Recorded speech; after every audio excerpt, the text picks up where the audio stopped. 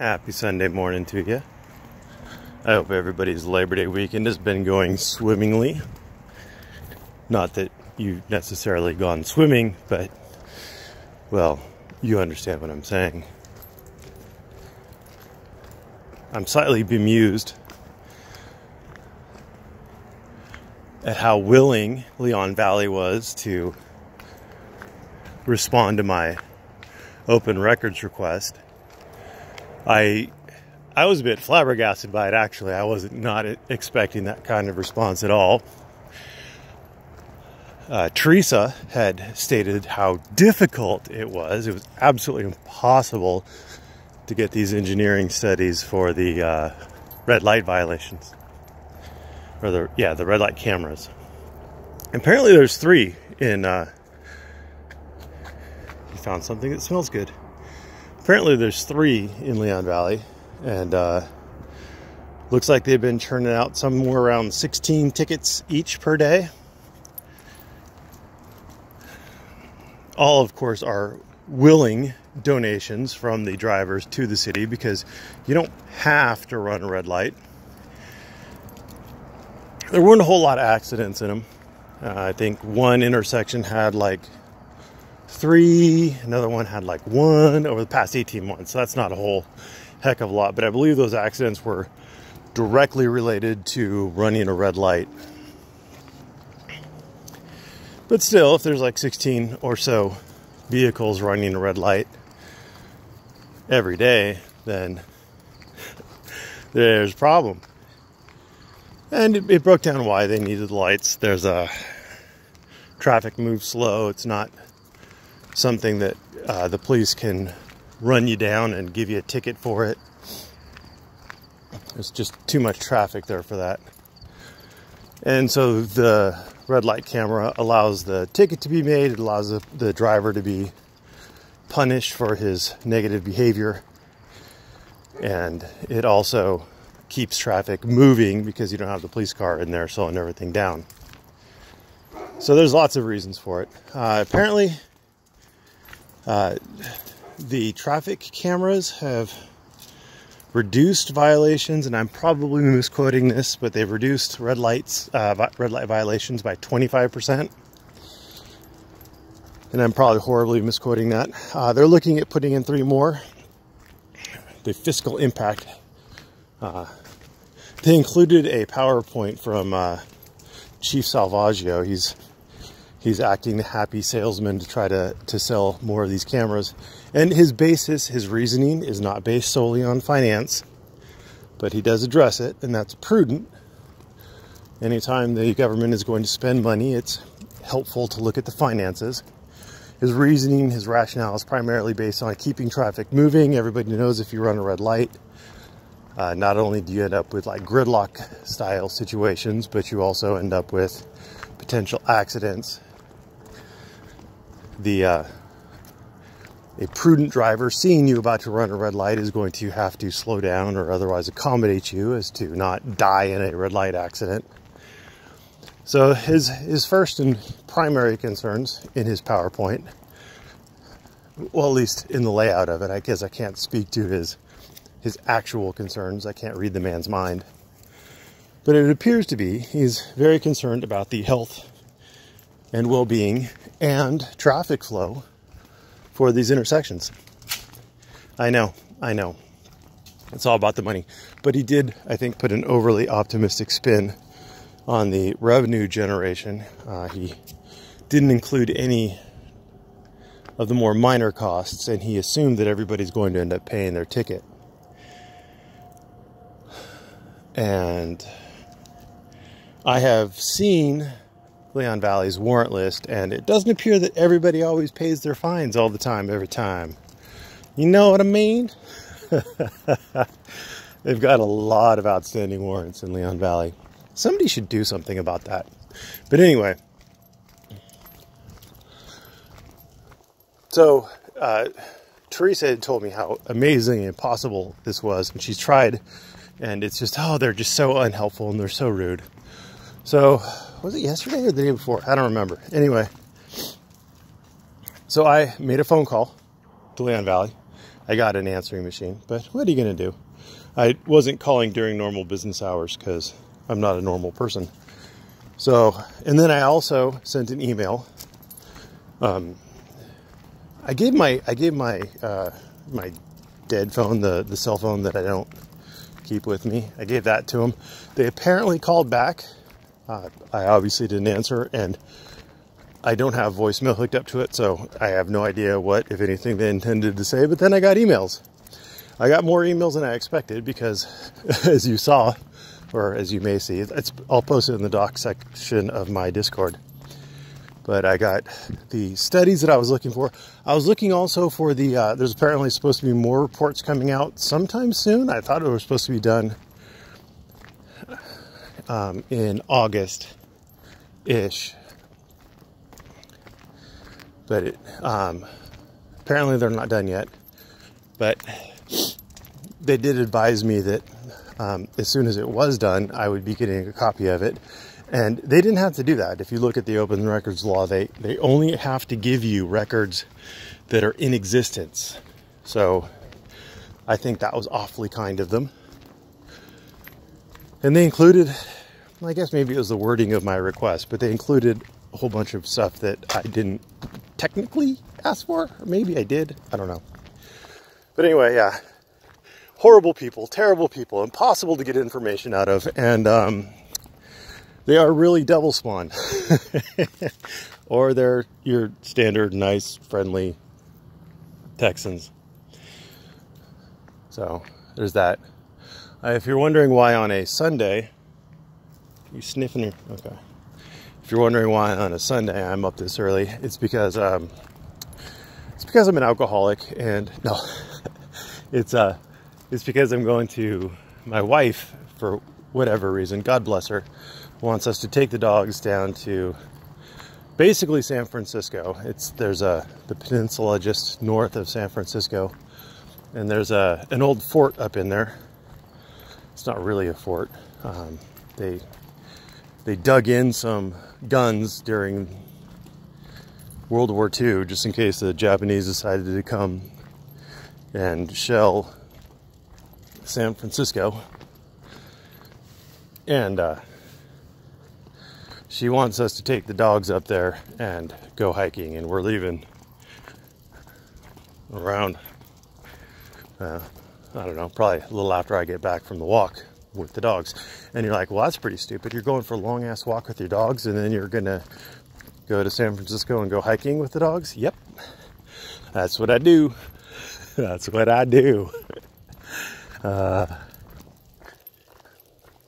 If I didn't take a long walk with the dogs, you wouldn't get Ramblin while ambling.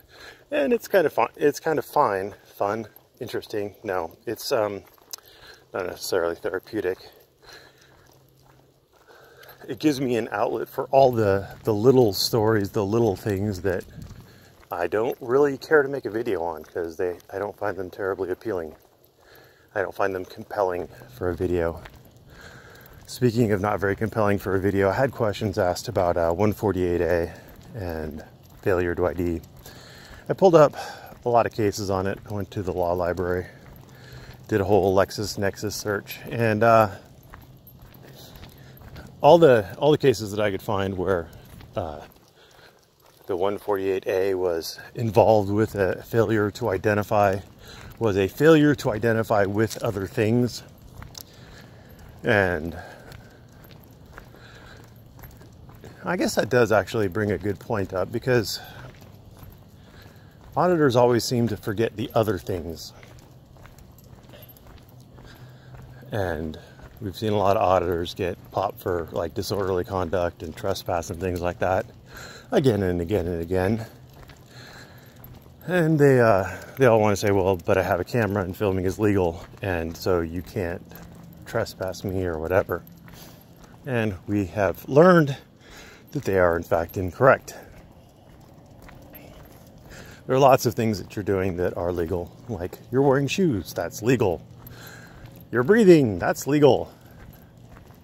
You're looking with your eyes, that's legal. You're filming with a camera, that's also legal. You're someplace where you're not allowed to be. None of the above factors that were completely legal negate the fact that you're trespassing. So your magic camera won't shield you, just like Freeman's magic jammies won't shield him. Actually, I don't even know if he wears magic jammies. I think his temple card was revoked, but no one has confirmed that with me. That is pure speculation on my part. See that? See that? Speculation. But by throwing that speculation out there, that gets little birdies to work, hopefully. Little birdies who may have access to the temple, who may be able to tell me whether or not, in fact, Mr. James Freeman still has his temple card. Because I don't think he does. He drinks caffeine, he breaks the law. Officer Drew, I don't know if anybody remembers that video, but he, while doing a cop watch, he saw an officer, Officer Drew, who apparently he knew. And Officer Drew, fine looking young man, looks clean cut, looks honest as the day is long. Is an officer, but you know, he has that good boy Mormon look to him. And I'm not saying that as a pejorative. I'm saying that, you know, he looks like a good boy. And a lot of Mormon guys look like good boys. Most Mormon guys don't look like James Freeman unless they have a harem of wives and they're living on the Arizona, in the Badlands of Arizona, or in the Badlands of Utah, someplace where the police can't catch them in their harem of wives while they're marrying their daughters and all that other fun stuff. But the good little Mormon boys, they look like Officer Drew. And Officer Drew had some negative things. I mean, as negative as a good little Mormon boy could possibly say, because they are very polite. But he came out and said it. You've changed, James Freeman. And I don't want to associate with you. Wow. Wow. Is that Officer Drew's opinion, or is that the church's opinion? I'm not a big fan of religion, but I think some people need it. I really do. Some people need an external force to help them control their behavior. And yeah, maybe a little religion would be good for Mr. Freeman. Maybe reconnecting with the church would be good for him, if in fact he has lost his connection. But that's just me speculating. Now, the difference between me speculating and other people making assertions is that I'm not making an assertion. I am literally phrasing what I'm saying as speculation. This is my opinion. This is not my opinion necessarily, but this is what I believe is more likely, or at least is a substantial possibility, as opposed to me saying, well, the Texas Transportation Code says that I don't have to wear a seatbelt. Really? Really? What section of it? Well, what section of it says I have to? I just made a video on that. It was in the video. See, you can't even point to the section. Alright, it's this section. That doesn't say that I have to. That's for commercial. Oh, God. Really?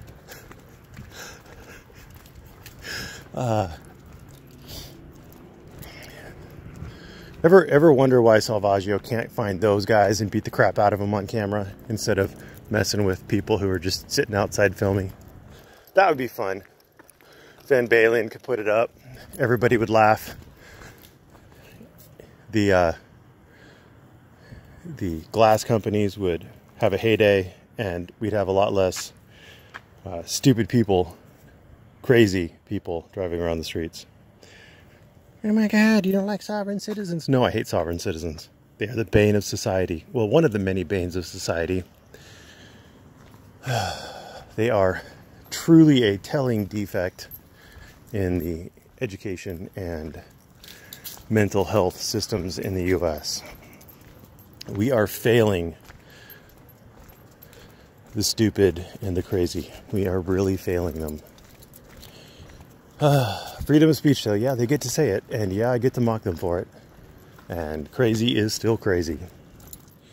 But yeah, I'm excited. We're going to go to San Francisco. Not San Francisco, the Marin Headlands, I think they call it. Anyway, there's a fort up there. You can Google it. There's a fort. Had long guns. There's a really steep trail. They have like steps carved up in there, and they have like bunkers and lookout places that are just nasty and graffiti painted, and probably have had dead bodies in from time to time. So I don't go inside of them, but kind of interesting seeing history merge with the current degradation of society. You're a statist. Yeah, I hate graffiti. If that makes me a statist, then I'm a statist. You may notice I am actually fairly consistent. I do like things in society that help society work together as a cohesive and functional unit. Police are an important part of that. They just are. Because although High Desert Community Watch in his last video says, why would I need a man to protect me? It's because High Desert Community Watch doesn't understand that every year thousands of men, probably more, are beaten, raped, robbed, killed, typically by other men. And so, you know, in those situations, having another man there to protect you, a man with a gun and a bulletproof vest and a taser and mace and handcuffs and a radio where you can call other men armed similarly, is a boon. But, you know, short-sighted thinking is for short-sighted thinkers. And from what I understand, High Desert Community Watch should be Short Desert Community Watch. So there you go. Zing! Why do you have to attack him as a person? Because it's funny. It's a joke. Relax. Relax. I don't give him a whole lot of grief, even though he says a whole lot of really stupid things. So, relax. I guess that's it. Yeah, that's it. Oh, anyway. Ooh, I did put in another request. I did put in another open records request at Leon Valley. And this one, I have asked for any and all emails relating to two individuals who make claims about their backgrounds that are unverified and probably untrue. So we're gonna, I had that epiphany last night, and so I submitted the open records request late last night. So obviously I doubt anybody is going to do anything on it Sunday or Monday, but hopefully the information that I am looking for is going to be there, because I just hope it is. That'll be fun. Yeah. Open records requests are amazing. I don't know why I didn't start doing these sooner. It's amazing what the government is willing and able to give you. I think maybe one difference between me asking and other people is that I do it politely. I do it in a non-intrusive way. I don't roll in there with my camera stuck up in someone's face, immediately putting them on the defensive, and then start making my requests. I ask politely and kindly. I'm not saying that anybody in particular did this. I'm not saying that Teresa rolled in there with her camera and did it. I haven't seen her post it if she did it. But she did say that it was impossible to get, and I didn't find it to be so. So there is something, though. There is some level of disconnect there that I don't understand. So, must be something, because I am not the nicest person in the world, and she has that sweet old lady voice, and I have this gruff. I have a real. When I'm in work mode, it's a much different voice. You may remember it from the beginning of the James Freeman video and the Batosai video. I'm much more direct. Anyway, I guess I've yammered at you long enough. We were at 20 minutes. That's good for me. Hope it's good for you. Keep enjoying your Labor Day. Keep barbecuing, keep grilling. Thanks for watching. Have a great day.